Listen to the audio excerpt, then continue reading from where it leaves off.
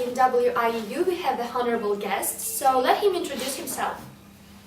Hi, my dear friends. I'm Gero von Pelchrzim. I'm a criminal defense lawyer of Frankfurt, Germany, and I'm here to lecture on compliance and legal issues.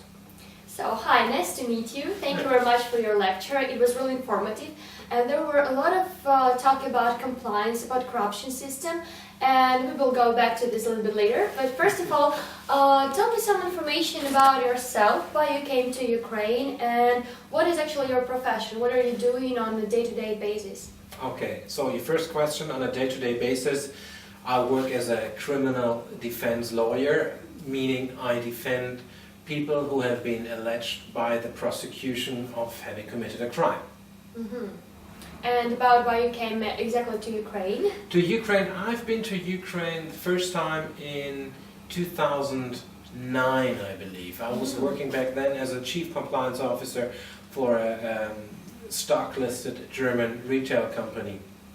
And my role as a chief compliance officer was to ensure the compliance standards we had established in Germany, in all our branches outside of Germany, including Ukraine.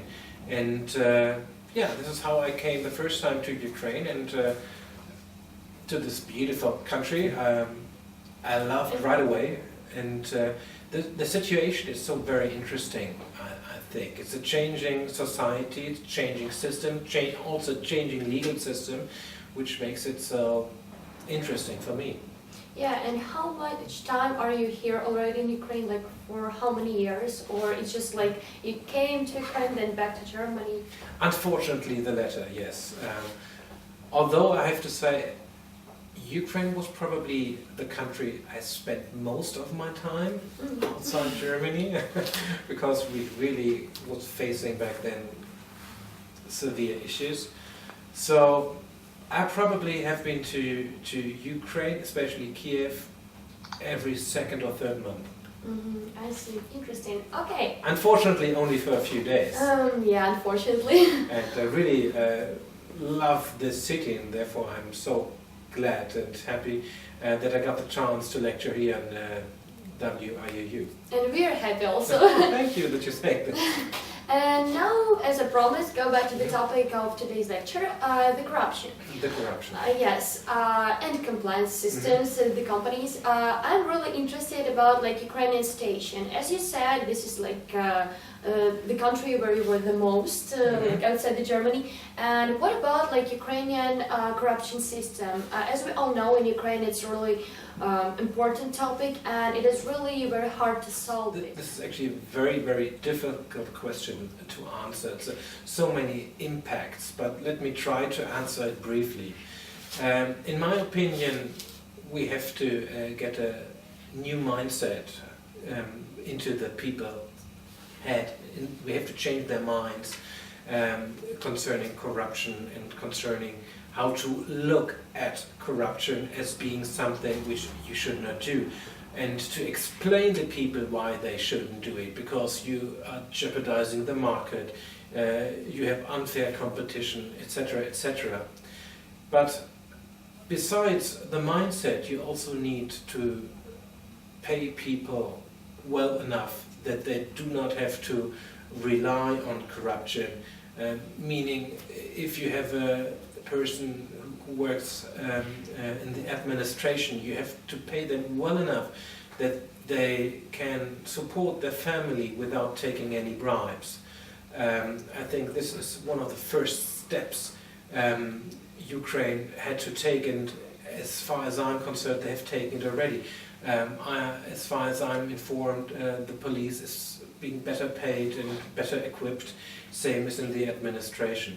So you have to have to set up an environment in which the persons do not have to rely on extra money, and to see that taking extra money they will face severe consequences. So zero tolerance concerning any deviation. Yeah, you're right, probably.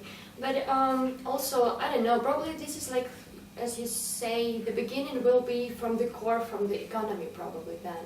But like as we all know, with the economy in Ukraine, we are really in a mess. And what then we have to do, like step by step, starting from economy, and then like finally we'll go to the corruption solution. What do you think about this? I think it's probably combined actions you have to take. For international, especially stock-listed company, the legal environment is very important. So they only invest. Excuse me? Definitely. Definitely. So foreign companies only invest in countries where they find a legal environment which protects them and which does not force them into breaking the law, even not breaking the laws they have to abide with back home. So corruption is something like this. For example, a German company investing in Ukraine, and if they would have to bribe here in Ukraine, this could be charged in Germany. The board members who made that decision can be held liable for it. So therefore it's very, very dangerous even for the board members, for their personal pocket, I would say.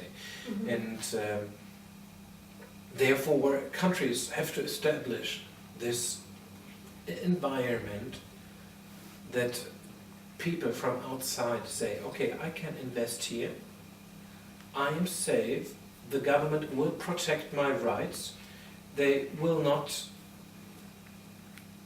rule in favor of a domestic company just because I am a foreign company. Mm-hmm. And the biggest point, or one of the major points I just mentioned, is I can do business here without putting me in trouble either there in the country I invest, nor in my home country. Yeah, thank you very much. Thank you for this interview, for today's lecture. It was very interesting. Hope to see you again very soon. Definitely. With the new information. With new information. Thank you very much. Thank you.